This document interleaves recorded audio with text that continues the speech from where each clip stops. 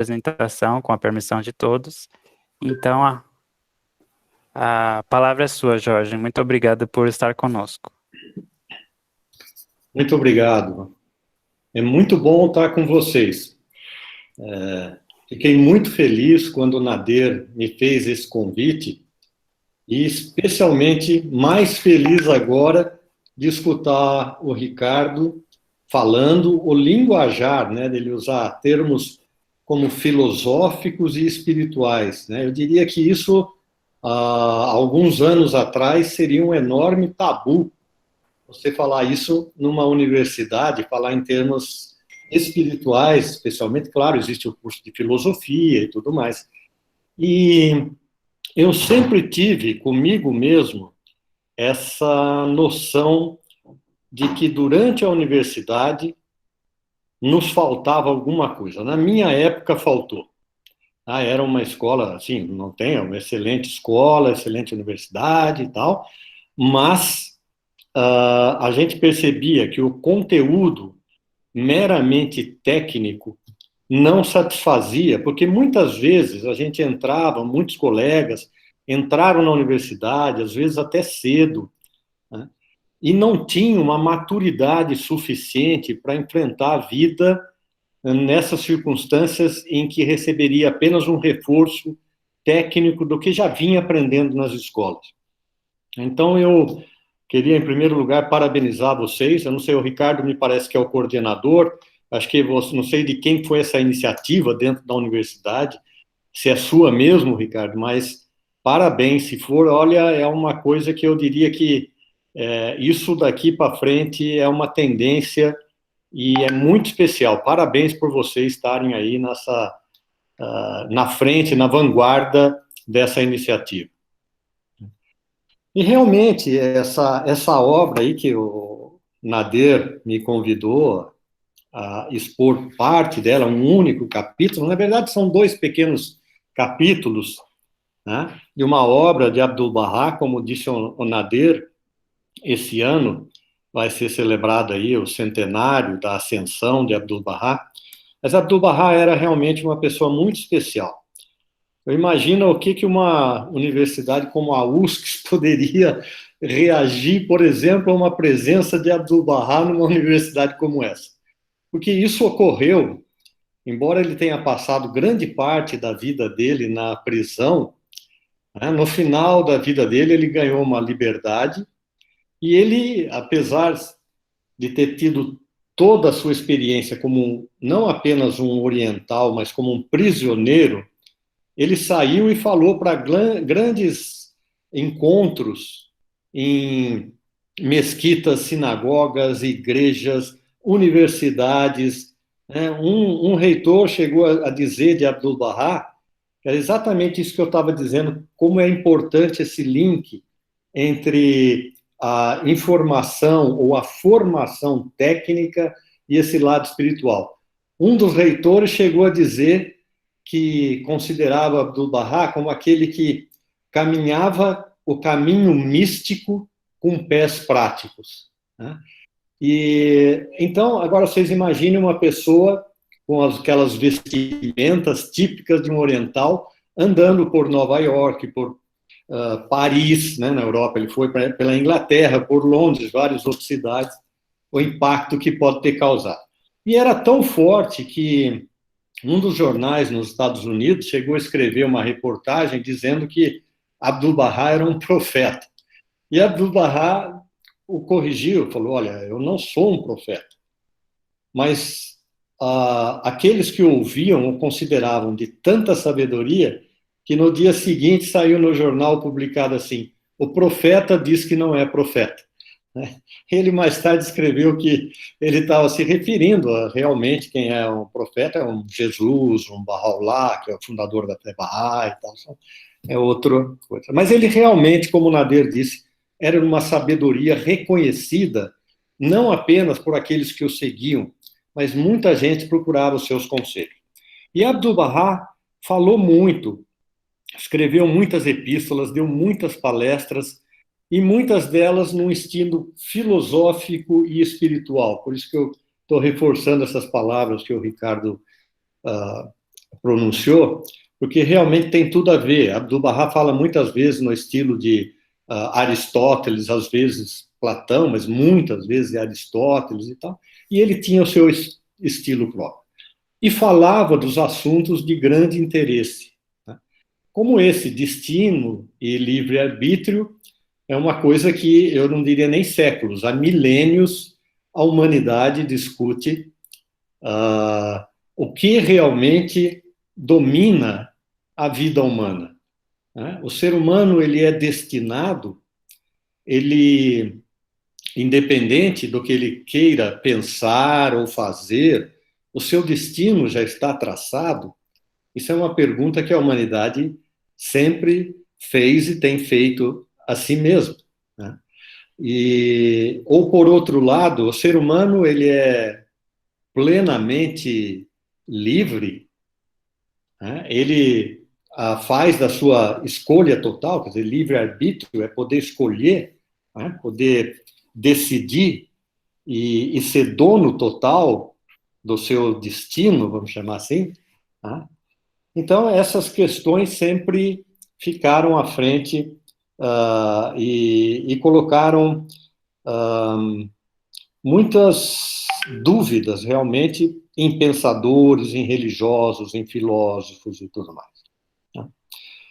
Então, vamos ver o que Abdu'l-Bahá disse com relação a esse tema. Eu peço, por favor, Ricardo, você trazer o próximo slide. Isso. Abdu'l-Bahá, com relação a destino, ainda não está respondendo completamente essa pergunta que foi feita inicialmente, né? O que domina a vida humana, o destino ou é o livre-arbítrio? Mas ele, num dos momentos, né, nessa obra conhecida como Resposta a algumas perguntas, Abdu'l-Bahá fala que existem duas espécies de destino. Um destino é condicionado a eventualidades. É comparável ao seguinte caso. Veja bem, ele vai começar a falar de lâmpada e de óleo. Ele está se referindo, no próximo slide eu vou ter fotografia, né, para lembrar como é que eram, durante grande parte da vida de Abdu'l-Bahá, como é que a iluminação chegava às casas das pessoas, né? Não vamos pensar que todo mundo tinha energia elétrica, né, que veio surgir de maneira sistemática muito mais tarde. Mas, então, quando Abdu'l-Bahá falava, antigamente você tinha as velas que, dependendo do lugar, eram muito velas a óleo, né, extraída da própria azeitona mesmo, né, o azeite que nós chamamos hoje.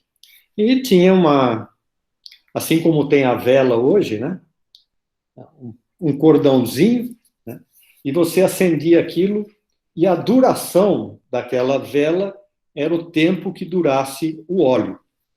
Então, Abdu'l-Bahá, quando ele fala no primeiro tipo de destino, né, que ele fala que está sujeito a eventualidades, ele dá um exemplo. Ele fala, há óleo ainda na lâmpada, mas vem um vento muito forte e a apaga. Tal é o destino condicional. É prudente evitá-lo, proteger-se contra ele, ser cauteloso e moderado. Por que ele chama de condicional? Porque, teoricamente, essa vela tinha uma quantidade de óleo que deveria demorar um determinado tempo para que se queimasse. Mas um acidente, né, um vento inesperado, pode ocorrer. Tanto é que mais tarde criaram essas velas com um protetor de vidro e tudo mais para evitar essa queima. Mas é claro que aqui ele está se referindo como uma metáfora à vida humana, né? Pode acontecer com qualquer pessoa. Uma pessoa tem um determinado DNA, tem força suficiente para viver 80 anos, 90 anos, mas pode acontecer um acidente e ela perder essa vida muito anteriormente. E daí ele fala, bom, então esse primeiro destino é um destino que dá para trabalhar, por isso que ele chama de condicionado. Se você tomar determinados cuidados e tal, é menos provável que ele venha a ocorrer. E o outro destino, ele chama de destino pré-traçado. Porém, semelhante ao esgotamento do óleo na lâmpada. Não pode ser alterado. É imutável e impreterível. Tem de acontecer. Certamente a lâmpada haverá de se apagar. Ou seja, não dá como evitar isso, não dá para prolongar a vida da vela, ou seja, a chama na vela, tá? Além da duração do óleo. Pode, por favor, Ricardo, passar a próxima? Então, esses são dois exemplos, né? Esse da esquerda é uma lâmpada muito antiga, muito simples, que é simplesmente uma cuia com uma quantidade de óleo dentro, né? E aqui ela está acesa. O outro tipo, existem inúmeros tipos, mas é só para dar a dimensão do tipo de lâmpada a que se referia Abdu'l-Bahá. Então, aqui essa lâmpada está acesa. Sim, pode, por favor, pode mudar. E aí Abdu'l-Bahá faz um outro comentário com relação à vida humana. Ele fala que para a própria sustentação da vida humana é necessário um agente externo que nos dê essa força. E aí ele assemelha essa vida a um barco, a vela. Né?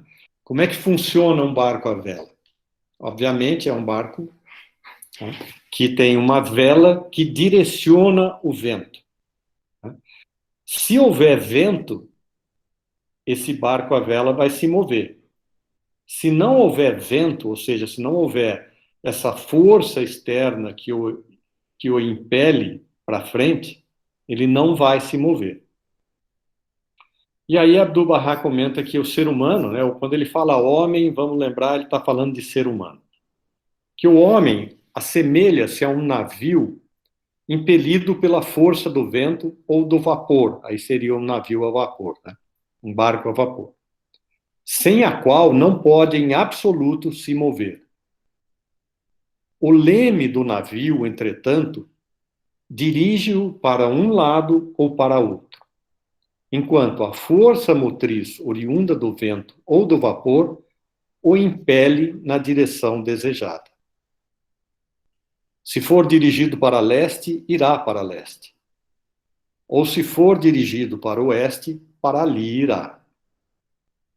Esse movimento não provém do navio, mas do vento ou do vapor. De modo semelhante, em toda a ação ou inação, falta de ação do homem, seu poder deriva do amparo de Deus. Mas a ele próprio cabe a escolha do bem e do mal. Então aqui ele usa a ideia de que o bem e o mal, ou seja, você pegar esse barco à vela, movê-lo para a direita ou pela esquerda, de uma maneira consciente, né? Assim como o ser humano, através da sua inteligência, pode fazer isso com o leme, né? Da mesma maneira, ele pode escolher entre aquilo que é bom e aquilo que não é bom, aquilo que é mal. Né? Isso cabe à escolha do ser humano. Então a gente começa a se aproximar entre o que é escolha e o que é determinado. Aqui sugere que uma coisa que é determinada é se há vento. Se não há vento, esse barco não se move. Por favor, Ricardo, podemos passar? Para a gente avançar um pouco nisso, Abdu'l-Bahá comenta que existem 3 tipos de caráter no ser humano. Um é o caráter inato. Certo? O que quer dizer inato? É aquele que a gente já vem com ele, vem de nascença. O outro é um caráter herdado. Qual é a diferença do herdado? O herdado é aquele que a gente traz dos pais, né, de herança. E o outro é adquirido. Esse adquirido depende da educação. Tá? Até a árvore está aí para mostrar que um jardineiro pode ser um educador, né, que pode fazer essa árvore prosperar, ir adiante, produzir frutos, mas que depende dessa educação. Agora ele vai detalhar isso e eu peço para o Ricardo passar adiante, por favor. Então, primeiro, ele vai tratar do caráter inato. E ele faz o seguinte comentário. Por exemplo, se observarmos um grupo de meninos pertencentes à mesma família, nativos do mesmo lugar, até estudando as mesmas lições, na mesma escola e sob a orientação do mesmo professor, sujeitos a idênticas condições de clima, vestuário e alimentação, verificaremos que, ainda assim, alguns deles se distinguirão nas ciências, enquanto outros mostrarão uma habilidade apenas média ou até muito inferior. Disso, deduzimos que existe na natureza original uma diferença de grau, bem como uma variação na capacidade e no mérito dos homens. Tal diferença não implica no bem ou no mal, é simplesmente uma diferença de grau. E isso é importante. Por exemplo, quantos físicos, né, importantes até, surgiram no século passado? Mas dentre esses, qual teve a capacidade de desenvolver a teoria da relatividade? Foi um Einstein, que seguramente tinha esse caráter inato, já de nascença.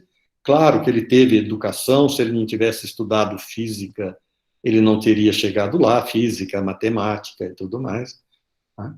Mas ele era diferenciado já de berço. Ele já nasceu, não é nem de berço, ele já nasceu, era uma característica dele de ter essas habilidades. Agora, aqui Abdu'l-Bahá fala, isso não implica se uma pessoa é boa ou ruim. Hoje nós sabemos que existem vários tipos de inteligência, né? Inteligência emocional, né? Não é apenas o QI, que se conta em número de pontos, mas tem vários, social, tem uma série de aspectos que você pode destacar hoje como inteligência, né? Mas isso porque alguém é muito bom numa determinada área, porque nasceu com uma inteligência para aquilo, não necessariamente implica no bem ou no mal, porque outra pessoa não nasceu com aquela mesma capacidade. Ela seguramente tem outras capacidades e são essas que ela deve desenvolver para o seu progresso nesse mundo. Ricardo, por favor, vamos ao próximo. Com relação ao caráter herdado, Abdu'l-Bahá comenta que, além disso, uma bênção especial é concedida a certas famílias e gerações, como, por exemplo, no caso de Abraão, pois todos os profetas dos filhos de Israel são de sua descendência. Então, por exemplo, a Bíblia fala que todos eles, né, Moisés, Jesus, todos são descendentes de Abraão. Havia uma promessa, vamos dizer, de tradição religiosa com relação a Abraão. Bahá'u'lláh é descendente de Abraão, e assim por diante.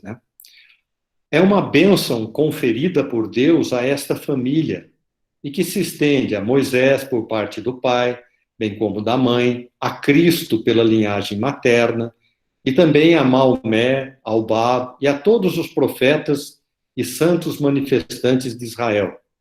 Foi naquela região que Abraão viveu.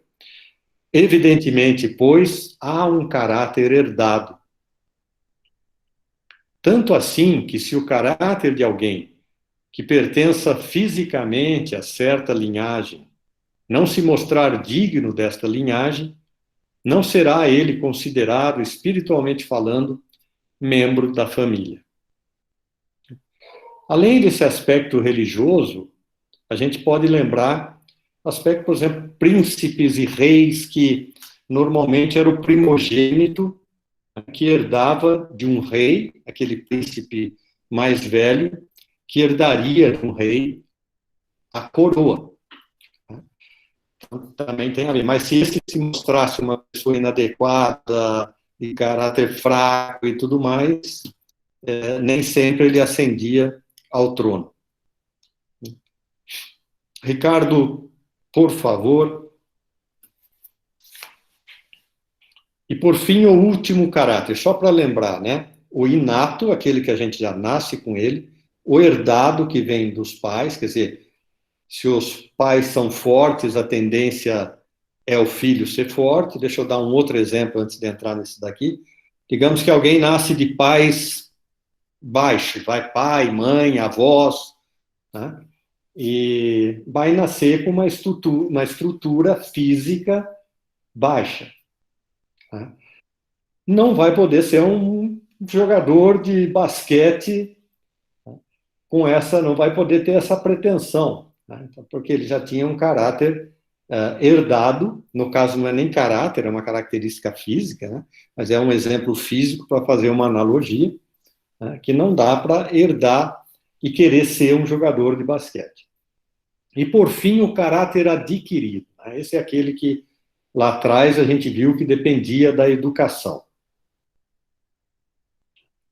Então, comentário de Abdu'l-Bahá: a variação nas qualidades, de acordo com a cultura ou a educação, é, entretanto, muito grande. É, de fato, imensa sua influência.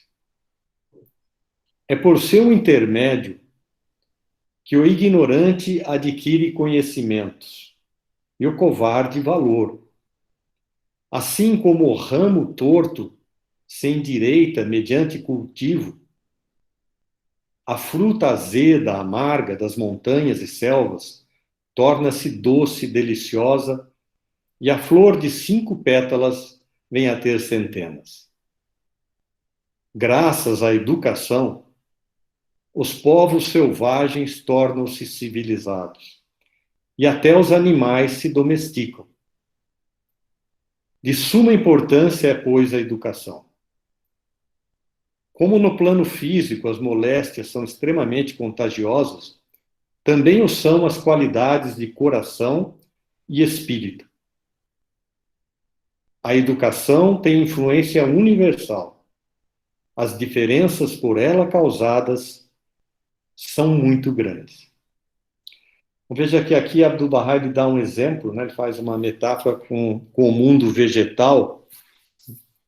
E quando se planta uma árvore, para que essa árvore tenha força, vigor, enquanto ela ainda é tenra, né? O seu tronco principal é bem maleável, para impedir que ele se entorte, se coloca um tutor de madeira, né, fincado ao lado dela, para que este sirva como uma guia e faça com que esse tronco cresça, não entortando no meio no processo do seu crescimento, mas sim em linha reta, né, que vai permitir uma árvore mais saudável, né? Da mesma maneira, no mundo da educação, quando aplicada no tempo correto, né, da maneira correta, faz o ser humano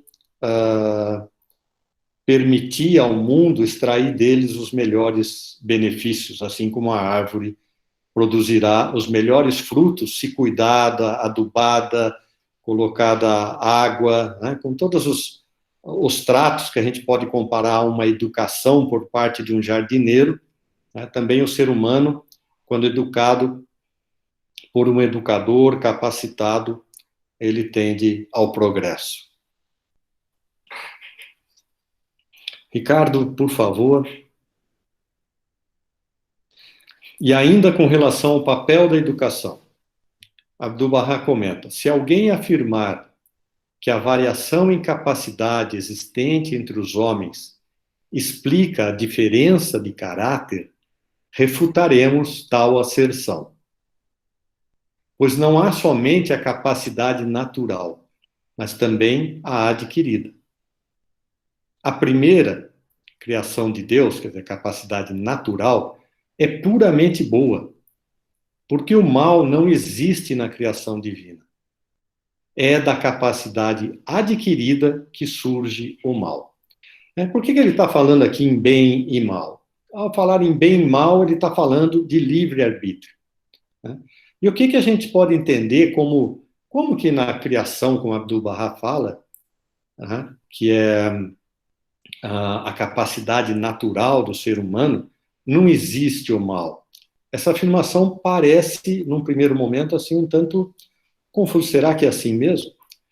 Mas se a gente parar para pensar, quando a gente fala em mal, o que é mal? É ausência de bem.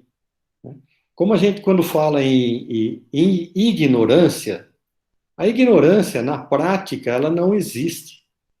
O que existe é falta de conhecimento. Assim como escuridão, que a gente usa muito o termo, a escuridão em si não tem existência. O que tem existência é a luz. E a maior prova disso, eu vou dar um outro exemplo, pobreza. A gente fala de pobreza. Pobreza, claro, você pode olhar e falar, não, aquela pessoa é uma pessoa pobre. Né? Mas o que existe é a riqueza e a falta de riqueza.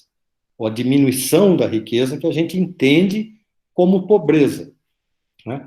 Por exemplo, digamos que alguém aqui tenha muito dinheiro e uma outra pessoa seja o que a gente chama de muito pobre. Eu pergunto, a pessoa que é muito pobre pode passar riqueza para aquele que é rico? Perdão, passar pobreza para aquele que é rico? Não, não tem como fazer isso. Porque a riqueza, a pobreza não existe. Agora eu pergunto, por outro lado, aquele que é rico pode passar riqueza para aquele que é pobre? Pode, porque a riqueza existe. Né?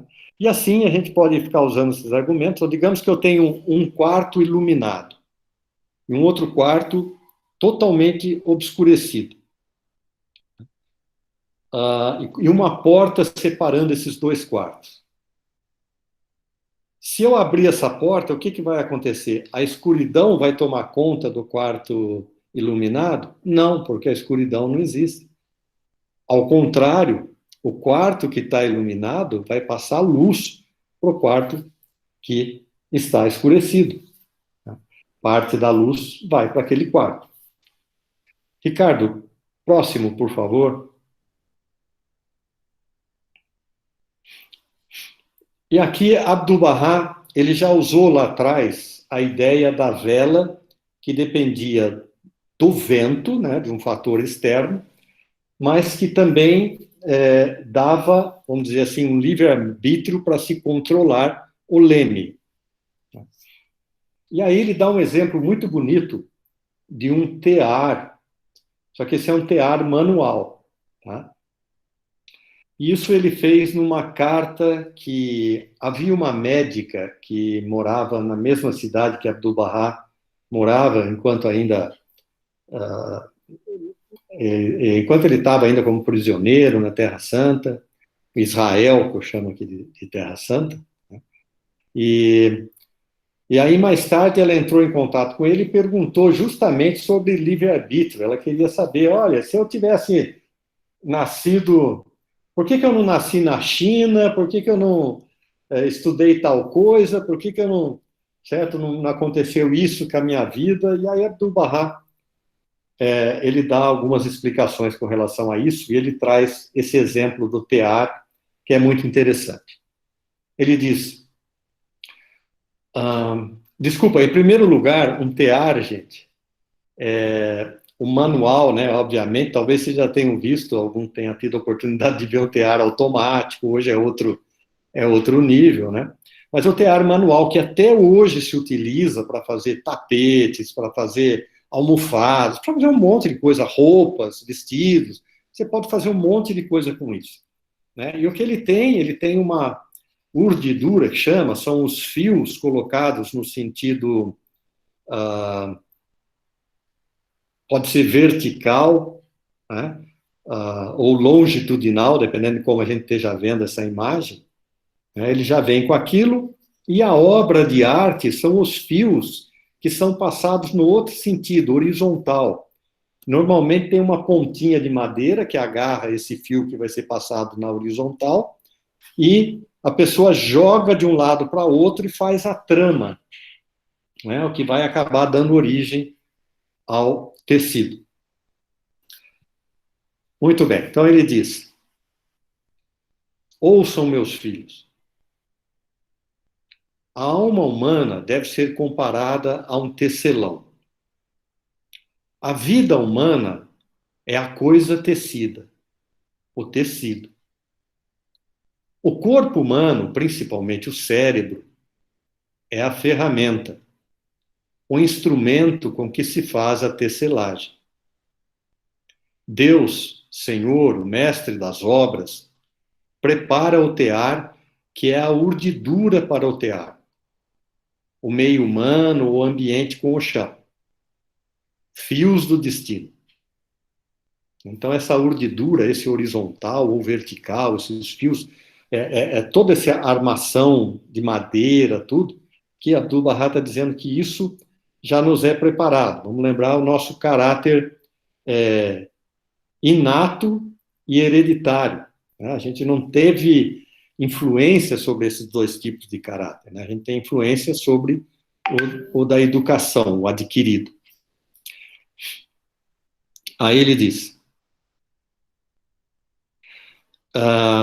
então Deus deixa essa parte do tear pronta, a urdidura, fios do destino. Daí ele fala: o tempo, os pais, a religião, a nacionalidade, as qualidades da sociedade, isto é, de pessoas talentosas, etc. Tudo isso está preparado, né? Imagina se cada um de vocês tivesse nascido na China. Como teria uma outra cultura, talvez não tivessem religião nenhuma, né? Uma minoria hoje tem religião na China, né? Se tivessem nascido no Oriente Médio, né, teriam outros costumes, né, porque nasceram aqui, sem dúvida estão acostumados com essa cultura, foram inseridos nessa sociedade, com pessoas com algumas qualidades, já tem alguma religião, uma determinada nacionalidade. Nada disso nenhum de nós escolheu. Vamos para o próximo, por favor, Ricardo. Desculpa, antes de entrar nessa daqui, então o que é a nossa vida? Ele fala que a vida é o tecido, é o pano acabado. Qual é a nossa participação na vida, nesse caso aqui? Inclusive, aqui nessa primeira imagem de cima, tem aqui uma parte daquilo que seria uma arte, vai dentro desse tecido. Então, o que cabe a nós, em nossa vida, é justamente essa parte da arte. Nós vamos ganhar algumas habilidades, nós nascemos com algumas atribuições, com algumas propriedades, e nós podemos desenvolver o outro e fazer da nossa vida uma obra-prima, ou nós podemos fazer dela uma bagunça, né? Mas a beleza do tecido está no livre-arbítrio que o ser humano possui, né? Ele tem a liberdade de poder, primeiro, se preparar para fazer uma arte e depois fazer uma arte, né? A educação que ele busca, os valores que ele é mais assertivo com eles e tudo mais. Vamos para o próximo, por favor, Ricardo. E aí, Abdu'l-Bahá dá um exemplo que, na época dele, era um exemplo até moderno. Continuando nessa mesma argumentação, Abdu'l-Bahá fala: ó filhos do Ocidente, também lhes dou uma parábola moderna. A herança, ou instinto, que ele chama, é o nosso instinto até animal, né? É a via sólida e imóvel pela qual o trem da vida deve viajar. Aqui agora ele está comparando como o trem da vida como um trem, né? O que você pode fazer desse trem? Esse trem, ele tem os trilhos, né, pelos quais seguramente a gente tem que seguir. Se o trem sair dos trilhos, ele deixa de ser um trem, ele deixa de existir como tal, né? Mas aí ele comenta, mas o engenheiro, a alma que dirige a máquina, pode voltar e ir para frente. Pode ir rápido ou devagar. Pode passar para outras pistas, parar nas estações principais ou pequenas ou pular. E observa ou não os regulamentos técnicos, comerciais, isto é, de trânsito e de trabalho. Ele tem a obrigação, teoricamente, de parar numa determinada estação, né?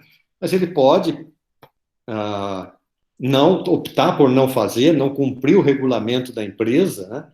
Aí vai arcar com as consequências desses seus atos, mas ele pode fazer isso. Ele pode acelerar, pode reduzir a velocidade, pode andar para frente, pode andar para trás.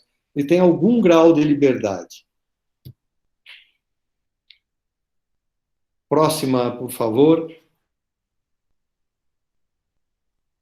E aí, finalmente, Abdu'l-Bahá, ele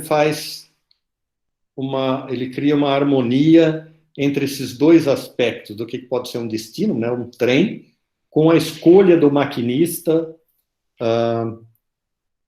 em ter determinadas ações. Aí ele fala, existe no homem uma harmonia, uma serena harmonia interior. Enfim, a unidade entre acontecimentos livres e não livres, entre vontade consciente e inconsciente, que é o desejo. Assim, se desenvolve uma harmonia entre a vontade humana e a vontade divina, ou melhor, a unidade da vontade humana de ação com a eterna vontade de Deus, resultando em paz de espírito para o homem, seu maior e mais valioso tesouro na Terra. E ele complementa dizendo, a nossa missão, quer dizer, como vida, cada um, para a nossa vida, nossa missão está entre a vontade e o dever. Só Deus pode julgar e medir a responsabilidade de nosso livre arbítrio, trazido por herança ou instinto e exigido de nós como dever. Isso ele fará em sua justiça eterna. E comenta uma coisa importante para cada um refletir. A quem Deus deu muito no berço, dele exigirá muito em algum momento. Então, aqui Abdu'l-Bahá parece estar refletindo que nós temos as duas coisas. Nós temos uma parte da nossa vida que é destino, né? Nós nascemos aqui no Brasil, nós vamos fatalmente aí falar português, né? Agora, isso do nosso caráter inato e tudo mais, né? O caráter inato é preparado, teoricamente, para falar qualquer língua. Esse é o caráter hereditário e tudo mais. Mas a educação, né, essa educação pode nos permitir estudar outras línguas. Nós podemos falar espanhol, podemos falar inglês, podemos falar outras línguas, né? Então, existe uma parte, claramente, que Abdu'l-Bahá está dizendo, que nós nascemos com elas. Nós temos algumas restrições, vamos dizer assim. Mas grande parte da nossa vida está nas nossas mãos como livre-arbítrio. Para todos nós nascemos com poderes excepcionais. Agora, a maneira como nós vamos empregar esses poderes é que finalmente resulta numa vida proveitosa, valiosa, né? Que já que nós começamos falando sobre filosofia e tudo mais, né? O que os filósofos, especialmente os filósofos gregos, desde os pré-socráticos até Platão, Aristóteles, Sócrates, Platão, Aristóteles, depois mais tarde os neoplatônicos, já em cerca de 300 depois de Cristo, era a valorização justamente do caráter do ser humano, né? A nobreza do ser humano. Então, quando alguém, por exemplo, se aproximava de Sócrates e tal, ou um dos seus discípulos ia apresentar alguém, falar, olha, fulano, filho de ciclano, quer conversar com você, Sócrates. Sócrates perguntava, acaso ele é belo? Né? E a beleza não é no sentido de uma beleza física, mas sim uma beleza no sentido de possuir caráter, de possuir valores, né, que os religiosos chamariam de atributos espirituais, vamos dizer assim, né? E os filósofos também chamam, como os religiosos, também chamam de éticos, ou qualidades, virtudes, né? Virtudes. Por favor, Ricardo, eu não sei se tem mais alguma coisa aqui. É isso, né? A minha apresentação termina por aqui. Acho que eu teria bastante coisa para falar dentro da apresentação, mas eu acho que é mais interessante ouvir o que os amigos têm para dizer, eventualmente alguma pergunta, se eu puder ajudar, né? Ou comentários que os amigos possam ter, experiências de vida, são todos muito bem-vindas.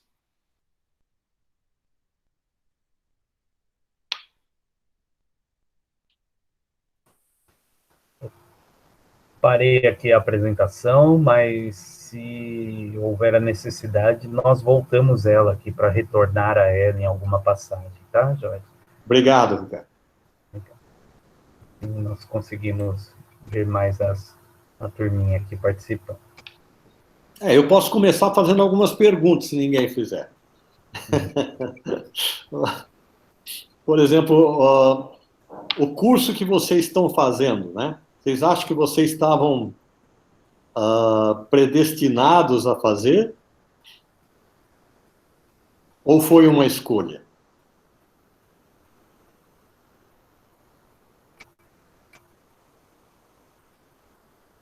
Isso. Alguém já deu uma resposta.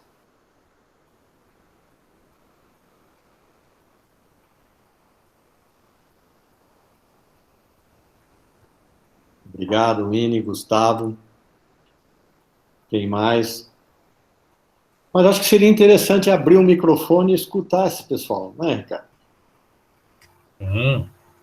Turminha, vamos lá deixar a vergonha de lado. Então, a gente que é falante, né? Eu fico aqui, toma as frentes às vezes e até interrompe o pessoal de falar. Mas vamos lá, turminha, pode abrir aí. Tão instigante esse tema, né? Tão bacana a gente poder refletir sobre esse tema. Né? Boa noite, professor. Tudo bem? Oi, boa noite. Oi, tudo bem? Então, eu faço curso de pedagogia, né? Estou indo para o sexto semestre. Eu acho que é os dois, porque a gente tem que escolher, aí a gente usa o livre-arbítrio, como você falou, mas também tem coisas que estão predestinadas, igual eu trabalhava com crianças antes de trabalhar com pedagogia, e foi levando até... Aí eu me dei conta que eu levo jeito para ser professora, porque eu amava ensinar, mas até me dar conta disso foi, acho que uns 3 anos. Tanto que eu sou uma das mais velhas do curso, né? Então, acho que é um pouco dos dois. E obrigada, e parabéns pela palestra, amei. Que bom, fico feliz. Parabéns pela primeira corajosa aí que você mostrou, levantou, falou, assumiu, né, com muita propriedade. Fico feliz por você. Não só por eu ter falado, mas pela sua escolha.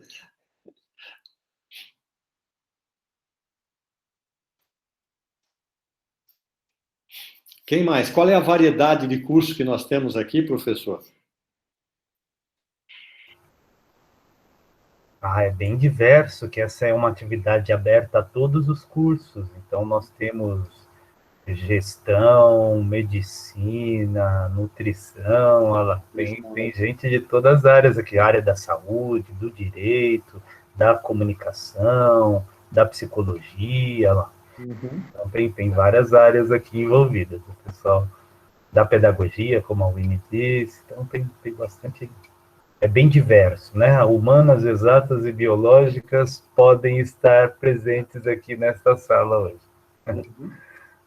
Então, os psicólogos aí poderiam falar até com mais propriedade, né? Quando eles fazem os testes, por exemplo, para ver vocação, né? Quando uma pessoa tem uma vocação para exatas, né? Que é foi minha área. Eu, desde o começo, assim como a Winnie falou aí, né, eu acho que é uma coisa que despertou com o tempo, mas que desde o começo parecia, né?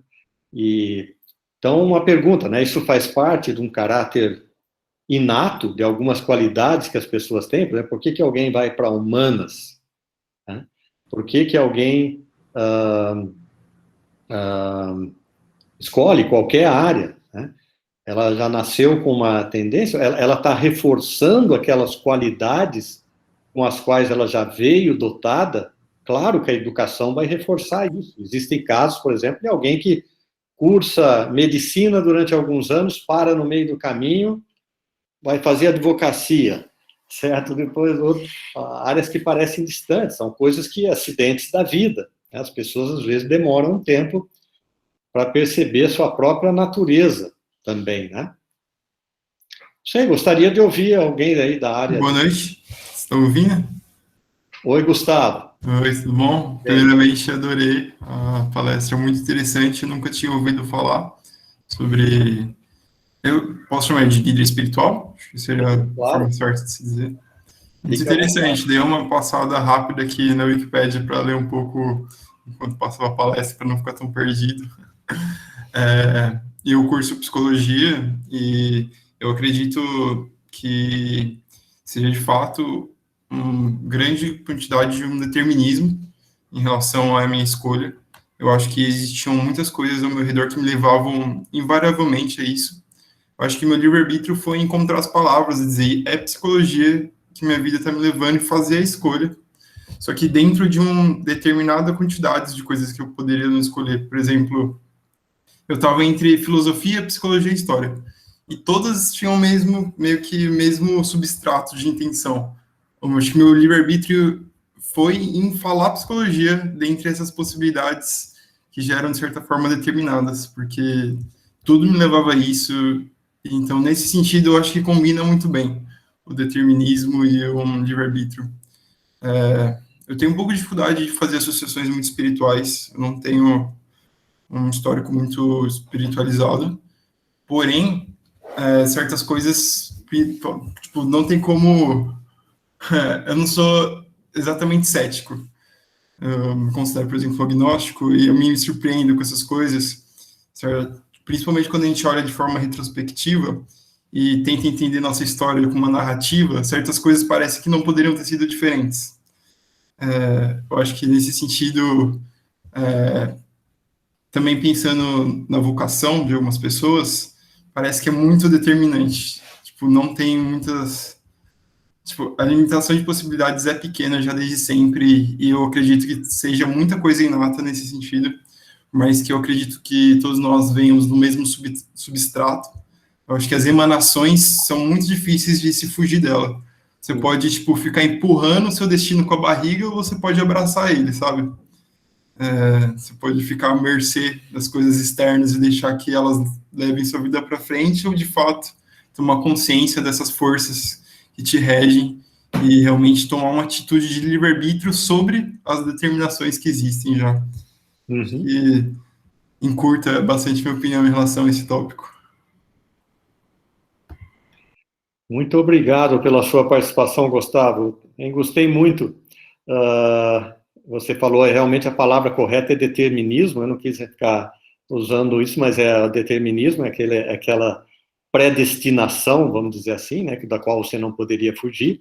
Existe a escola determinista, isso em psicologia e tudo mais. E também, só que você fez uma afirmação que eu compactuo com você, quando você fala, olha, é muito difícil pensar nas coisas espirituais. Por quê? Porque, ainda que a gente admita que o ser humano ele tem um corpo físico, obviamente, isso acho que é uma realidade que todo mundo concorda, né? Ainda que a gente fale numa alma, se essa alma é de um reino espiritual, vamos chamar assim, porque existe o reino mineral, vegetal, animal, né? Usando a terminologia dos filósofos, Aristóteles, por exemplo, falava em alma racional, né? Ele usava para cada coisa existente, para as plantas e tudo mais, ele falava alma vegetal, né? Para os animais, ele usava alma animal. E quando chegava no ser humano, o ser humano divide com todos esses reinos, certo? As mesmas propriedades. O que ele distinguia como capacidade, vamos chamar assim, o poder da alma vegetal? Era o poder de crescimento. Nesse mundo material, o poder de crescimento, né? O poder da alma animal é o poder dos sentidos e de caminhar, né? Isso é uma coisa, por exemplo, que o reino vegetal não pode. Claro, está falando de maneira geral. E o ser humano, além de possuir todos esses reinos dentro de si mesmo, ele possuía a mente, através da qual, obviamente, descobre as coisas desse mundo material. Abdu'l-Bahá fala a mesma coisa, né? Abdu'l-Bahá fala, por exemplo, até mais forte. Ele fala, o ser humano, pelos ditames da natureza, digamos assim, o ser humano não pode voar, né?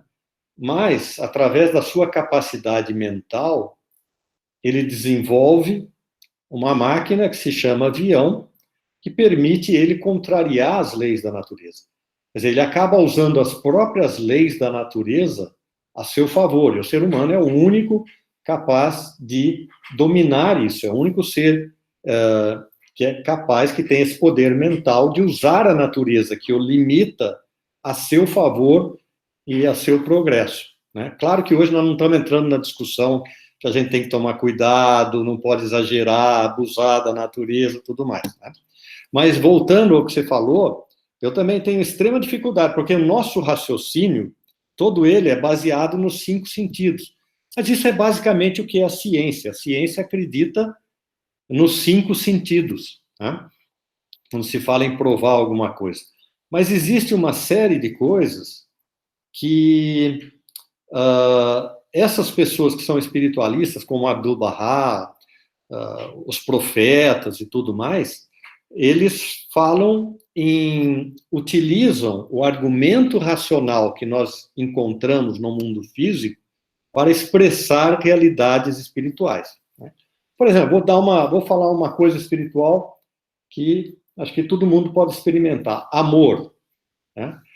Amor, que todo mundo sabe o que é amor, certo? Amor aos pais, um amor de mãe, uma coisa mais ilimitada. Você vai falar, o amor ele pode ter até alguns efeitos materiais, né? Mas ele, obviamente, é uma coisa espiritual. Tanto é assim que eu posso, digamos que tem alguém que eu ame do outro lado do mundo, eu posso continuar esse amor com essa pessoa do outro lado do mundo, ainda que eu não tenha contato físico, não posso exercer os 5 sentidos, nenhum dos 5 sentidos e tudo mais, mas eu posso cultivar esse amor. Mas, de qualquer maneira, eu me estendi aqui no raciocínio, eu só queria dizer que realmente não é fácil, quando a gente pensa puramente de forma racional, né, poder entender essas realidades espirituais. É um pouco de prática, de exercício, de conhecimento, né? Muito bem, eu falei muito agora, mas a gente estava indo num ritmo tão bom, os comentários das pessoas aí, dos futuros profissionais. Eu gostei muito da resposta, Jorge. Interessante.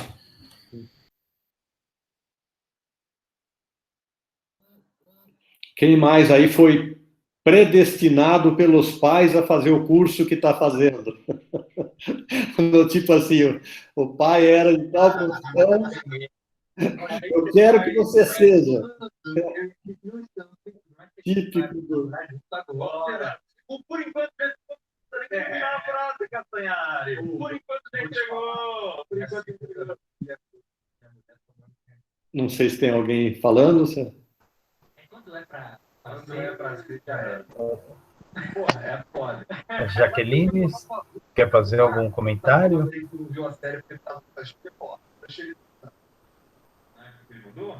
A milícia de Tá com o áudio, eu vou desativar o áudio aqui só para não. Tem 2 anos, já 1 ano. Acho que abriu. Tem alguns comentários aqui, né, no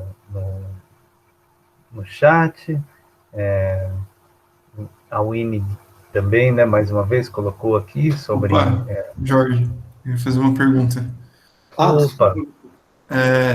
Você acredita que, de certa forma, através de um conhecimento espiritual, você seria capaz de compreender quais que são os fatores que são determinantes para a sua vida, no sentido de ser consciente de quais são os impulsos espirituais que te levam a seguir seu destino? Tipo, se tornar consciente de quais são... de conseguir ser específico mesmo. Quais são essas forças, tipo, conseguir racionalizar sobre essas forças que te impelem ao seu destino. Excelente, Gustavo. Não é uma resposta fácil, eu vou tentar colocar isso da maneira mais simples. Primeiro eu vou contextualizar historicamente, né? O que existe hoje de pessoas que, vamos dizer assim, se desprenderam desse mundo material. Isso existe muitas pessoas nessa classe, tá? Que são chamadas de místicos, por exemplo, no meio religioso, né? Que buscam um sentido para a vida, certo? Uma realização pessoal, mas não uma realização no mundo material. Eles não têm a pretensão, por exemplo, de exercer uma profissão e tudo mais. Alguns, como os eremitas, se afastam do mundo naquilo que eles procuram identificar com o objetivo da sua vida, como se eles tivessem, através de meditações, por exemplo, de se afastar desse mundo, de orações e tal, de encontrar a sua realidade interior, o seu verdadeiro eu, como muitos deles chamam, né? Agora, isso existiram e existe ainda muito no mundo, existe muito. Agora, o ponto de vista Bahá'í, já que eu estou trazendo a visão de Abdu'l-Bahá, que Bahá'u'lláh trouxe, eles falam o seguinte, que nós temos uma natureza material e uma natureza espiritual. Nós podemos e devemos, sim, procurar essa nossa realidade interior, como o Gustavo falou, né? O propósito, o que eu estou fazendo aqui, qual é o propósito da minha vida, mas de que não é de grande utilidade ou de serviço à humanidade ou à sociedade como um todo, se alguém se retira, se afasta de uma sociedade e vai procurar uma coisa unicamente individual. Ainda que ela faça orações pelo mundo e tal, mas não deixa de ser uma coisa até meio egoísta, porque ela está numa perseguição, numa busca de alguma coisa para o seu próprio e exclusivo benefício. Ela acreditando que isso é de um grande benefício pessoal. Então, o que a Bahá'u'lláh, por exemplo, uma das coisas que Bahá'u'lláh fala, ele elevou o serviço, qualquer serviço que você preste para a comunidade, para a sociedade, ao nível de adoração. Claro, ele revelou orações, na Fé Bahá'í tem orações, tem um monte de textos maravilhosos para a gente meditar, como, por exemplo, o que nós vimos hoje aqui rapidamente, é um desdobramento de vários outros textos, e tal, que a gente até chama de textos sagrados, cuja meditação sobre eles faz muito bem, né? Isso realmente aprimora a vida de alguém. Ajuda a desenvolver, né? Esse autoconhecimento ajuda a desenvolver o caráter e tudo mais. Mas uma coisa que é muito importante para a gente chegar até lá, e para não fazer essa resposta muito longa, nós entendemos, agora eu estou falando nós como Bahá'ís, né? Nós entendemos que para nós chegarmos a esse conhecimento próprio, e para nós chegarmos àquilo que é de benefício para nós mesmos e para todos, né, nós precisamos conhecer os ensinamentos espirituais dos chamados manifestantes de Deus, ou profetas de Deus, aqueles que que vêm aqui, que falam, olha, o que eu estou falando não é de mim mesmo, não é uma ideia que eu tive, o que eu estou falando é uma revelação divina que eu tenho, e como prova disso, eles são os primeiros, diferente, por exemplo, de filósofos. Filósofos, às vezes, são muito bons para dar ideias para os outros seguirem. Mas, diferentemente, nem sempre ele consegue ele mesmo seguir suas próprias sugestões. Já esses que eu estou chamando de manifestantes de Deus, profetas, que o nome que a gente queira dar, eles não só dão bons conselhos, mas seguem eles mesmos. E eles falam um monte de coisa para a sua realização pessoal. Mas o que eu aprendi no estudo de hoje, já há décadas que eu assumi, por exemplo, a fé Bahá'í, participo da comunidade e tal, é que a melhor maneira de um ser humano se desenvolver nem sempre é pensar muito em si mesmo, mas é pensar em serviço aos outros. Tá? Isso vai demonstrar um verdadeiro amor pelos outros, uma verdadeira consideração, e isso vai acabar, quer dizer, a pessoa não focando muito em si mesma, ao contrário daquelas primeiras pessoas que eu estava falando, que chega a se isolar do mundo, achando que com isso, através de suas meditações, seus estudos, tal, vai alcançar o autoconhecimento, né? Realmente, hoje eu entendo que a melhor forma de alcançar isso é em serviço à comunidade, em serviço às outras pessoas, ficar feliz pela felicidade das outras pessoas, se puder ajudar no desenvolvimento delas, né? São coisas que realmente ajudam a desenvolver o caráter e a desenvolver a verdadeira característica que o ser humano nasceu, aquele caráter inato que a gente falou no começo, né? Lembrando que isso está em plena sintonia, não apenas do ponto de vista religioso, mas também filosófico, né? Eu citei aqui Sócrates. Sócrates era aquele que falava, conhece-te a ti mesmo, né? Ele já era um filósofo famoso enquanto vivo, antes de ter tomado a cicuta na prisão, né, como sentença de morte dele. As pessoas já o chamavam de sábio, e ele que influenciou Platão, que por sua vez influenciou Aristóteles. Vocês devem saber da história, alguns tem até o filme lá do Alexandre o Grande, né? Num primeiro momento da vida de Alexandre, quem foi o tutor dele foi Aristóteles, né? E esses foram filósofos que tiveram uma influência no mundo muito grande. Aliás, a nossa filosofia até hoje, né? Desculpa, até esqueci de citar, quando o Gustavo falou, eu acredito que a gente veio, qual foi o termo que o Gustavo usou mesmo, que a gente veio de uma fonte única, não foi exatamente isso, mas isso é o que Abdu'l-Bahá... eu falei substrato. Substrato, essa é a palavra que Abdu'l-Bahá usa, certo? Ele fala em substrato, substância.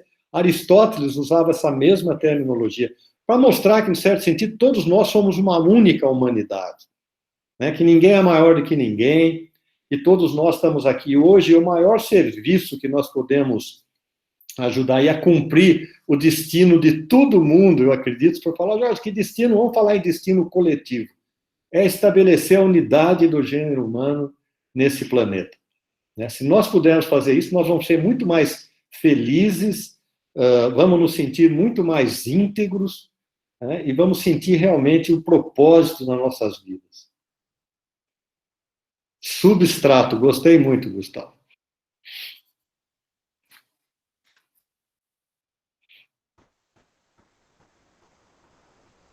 Mais alguém, pessoal, quer fazer alguma colocação, alguma pergunta? Aproveitar esse espaço. Eleva bastante a gente, né, nessas reflexões.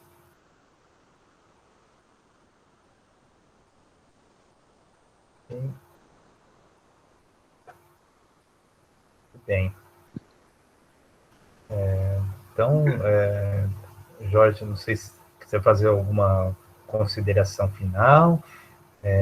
Depois eu também deixo ao Nader, se quiser. Aqui tem uma colocação, que antes de encerrarmos, a Tatiana faz um comentário. Posso ler ao senhor para que comente. A Tatiana comenta que terminou o magistério em 87, porque na época a mãe achava que deveria fazer, porque quase não tinham cursos técnicos. Ela trabalhava como escriturário na delegacia de ensino, onde o delegado de ensino sempre apoiou para me tornar professora, fazer pedagogia e, quem sabe, um dia ocupar o lugar dele.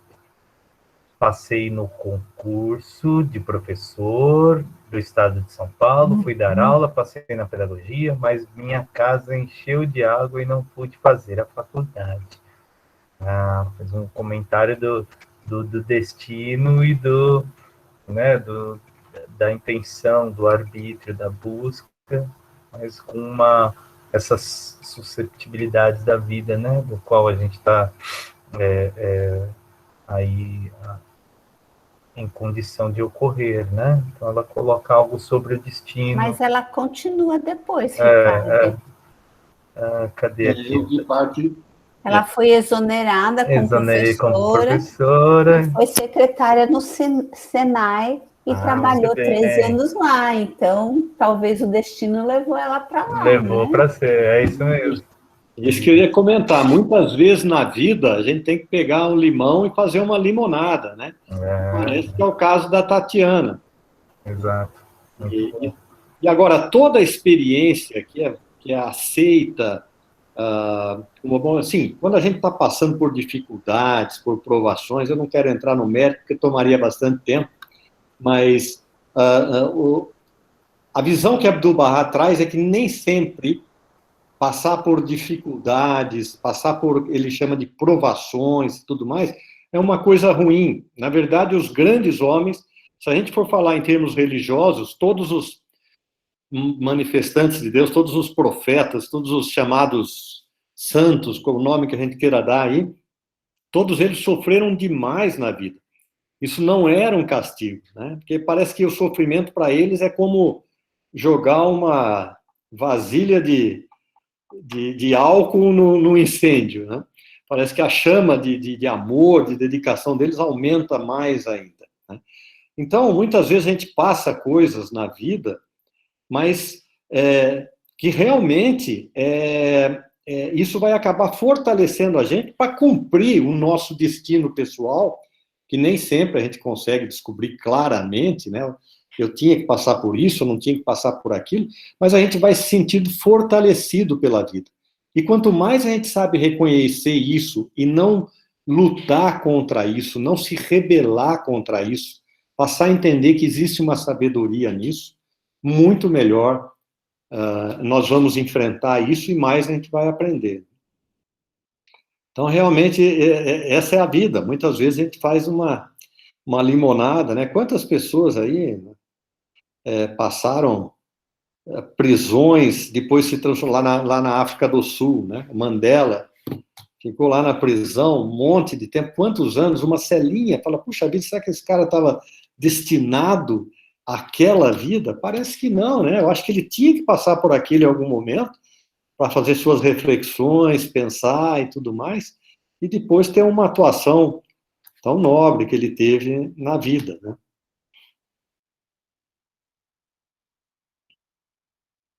E desculpa, Ricardo, se você me permitiu, eu queria... Por favor. Realmente, eu volto a repetir, eu fiquei muito feliz. O período que eu estava estudando foi o período que eu conheci esses pensamentos barrais. E eu parei a faculdade porque eu fiz uma reflexão do tipo assim, eu acho que eu preciso mudar de vida. Não, eu nunca tive dúvida que eu queria ser um engenheiro, não era essa a minha dúvida. Só que eu achava que a minha formação como ser humano deixava a desejar se eu tivesse aquela única, só priorizando aspectos técnicos da minha vida. Eu sentia que faltava alguma coisa. Eu saí, fui morar, a história é longa, não vou entrar nisso. Eu fui morar 6 meses em Macapá, certo? Que na época não era nem estado, certo? E lá eu tive uma vida um pouco dessas, compartilhando dessas filosofias, dessas ideias, conhecendo um monte de gente, trocando ideias, amadurecendo, né? E eu acho que isso fez toda a diferença na minha vida. Então, eu fico muito feliz. Quando eu falei no começo, não é por realmente... Eu tenho uma experiência pessoal muito rica com relação a isso, e eu acho fantástico isso que você fez e tem feito aí. Parabenizar vocês e todos aqueles aí que, de iniciativa própria, têm participado. Muito obrigado pela oportunidade. Nós que lhe agradecemos, nós também estamos muito felizes com este espaço quinzenal, para essas reflexões tão boas, né, tão contributivas, que faz a gente aí elevar mesmo, né? Nós nos sentimos pessoas melhores quando nós refletimos em verdade sobre estes temas, né? Então, isso é muito significativo. Então, a gente está bem feliz mesmo, agradeço pela sua presença, a sua participação, o seu tempo aqui com a gente, e principalmente eu queria agradecer aqui a todos os estudantes que estão aqui, né? De novo, né? O dia 14 de julho, nós aqui no meio das nossas férias, né? Estamos juntos aqui nesse espaço tão gostoso, tão agradável de estar, né? Então, obrigado mesmo, galera. Obrigado aí pela participação de todos vocês. A gente está muito feliz com este programa. Esperamos, né, multiplicar muitas vezes mais essas oportunidades. E agradecer ao Nader, aí, em nome da comunidade Bahá'í, por tudo que fizeram aí também, que a dedicação de trazer os palestrantes, trazer as pessoas, preparar os temas, né? Isso é muito especial, muito bacana. A gente está muito contemplado, tá? Nader, que quer fazer algum comentário, algum comunicado, e agradeço, Jorge, muito obrigado, viu? Nader, com a palavra. Novamente, muito obrigado a todos. Esclarecendo, essa é uma parceria, né, da comunidade Bahá'í de São Caetano do Sul, representado por mim e Ricardo, representando a USCS. A gente teve uma conversa logo no início do ano, pensando em como que a gente faria durante a pandemia, né, para reunir os alunos das unidades, né, da USCS, para poder apresentar temas de muito apreço, muita importância, que às vezes as instituições não contemplam, né, nas suas grades curriculares. Então, eu fiquei com essa parte de poder elencar, né, os temas e poder chamar pessoas que possam apresentar eles para a comunidade, né, da USCS. E estamos muito felizes em poder estar realizando eles, né? São 8 encontros já realizados. Nós temos muito mais aí pela frente até o fim do ano, em dezembro. E quem sabe a gente possa continuar também nos próximos anos. Mas queria também agradecer ao Jorge pela belíssima apresentação, poder dispor do seu tempo para estar conosco, e uma boa noite a todos. Muito obrigado. Forte abraço a todos, muito obrigado. Obrigado, gente. Boa noite a todos. Fiquem bem, uma boa semana. Obrigado mais uma vez, Jorge. Eu agradeço. Boa noite, Excelente. professores. Boa semana. Boa noite. Valeu, Ine. Boa noite, gente. Obrigado aí por todos. E boas férias. Coisa boa. Boas férias para todos. Tchau. Tchau.